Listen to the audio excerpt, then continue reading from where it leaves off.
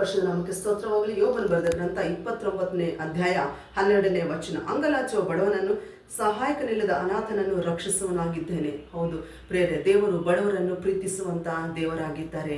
ನಾವು ವಾಕ್ಯದಲ್ಲಿ ನೋಡುವಾಗ ಎಲೀಷನ ಹತ್ರ ಕೆಲಸ ಮಾಡುತ್ತಿರುವ ಶಿಷ್ಯನ ಹೆಂಡತಿಯು ತನ್ನ ಗಂಡನನ್ನು ಕಳೆದುಕೊಂಡು ಕಡು ಬಡತನದಲ್ಲಿ ಇದ್ದಾಗ ಎಲೀಷನು ಹೋಗಿ ಪ್ರಾರ್ಥನೆ ಮಾಡಿದಾಗ ಆಕೆಯಲ್ಲಿ ಹತ್ರ ಇರುವ ಒಂದು ಎಣ್ಣೆಯನ್ನು ದೇವರು ಆಶೀರ್ವಾದ ಮಾಡಿದ್ದಾರೆ. ಸಮೃದ್ಧಿಯಾದ ಎಣ್ಣೆ ಕೊಟ್ಟು ಅದನ್ನು ಮಾರಿ ಅವ್ರಿಗೆಲ್ಲ ಒಂದು ಸಾಲಗಳನ್ನು ತೀರಿಸುವಂತೆ ನಾವು ನೋಡುತ್ತೇವೆ. ಇದರಿಂದಲೇ ಬಡವರಾಗಿದ್ದೀರಾ, ನೀವು ಧನ್ಯರು ಅಂತ ತಿಳಿದುಕೊಳ್ಳಿ. ಯಾವ ವಿಷಯದಲ್ಲಿ ಕೂಡ ಚಿಂತೆ ಪಡದೆ ದೇವರು ಆಶೀರ್ವಾದ ಮಾಡುತ್ತಾರೆ. ಅದನ್ನು ನಾವು ಮಾಡುವಂಥ ಕೆಲಸ ಅಂದರೆ ಪ್ರಾರ್ಥನೆ ಮಾಡಬೇಕು, ವಾಕ್ಯ ಓದಬೇಕು, ಅದರ ಚಿತ್ತಾನುಸಾರವಾಗಿ ನಡೆದಾಗ ಎಲ್ಲ ಬಡತನವನ್ನು ತೆಗೆದುಹಾಕಿ ದೇವರು ಈ ಲೋಕದಲ್ಲಿ ಸಂತೋಷ, ಸಮಾಧಾನ, ನೆಮ್ಮದಿ ಕೊಟ್ಟು, ಆರೋಗ್ಯ ಕೊಟ್ಟು, ಐಶ್ವರ್ಯ ಕೂಡ ಕೊಟ್ಟು ದೇವರು ಉನ್ನತವಾದ ಸ್ಥಾನದಲ್ಲಿ ಇಡುತ್ತಾರೆ. ಯಾಕಂದ್ರೆ ದೇವರು ಬಡವರನ್ನು ಪ್ರೀತಿಸುವಂತ ದೇವರು.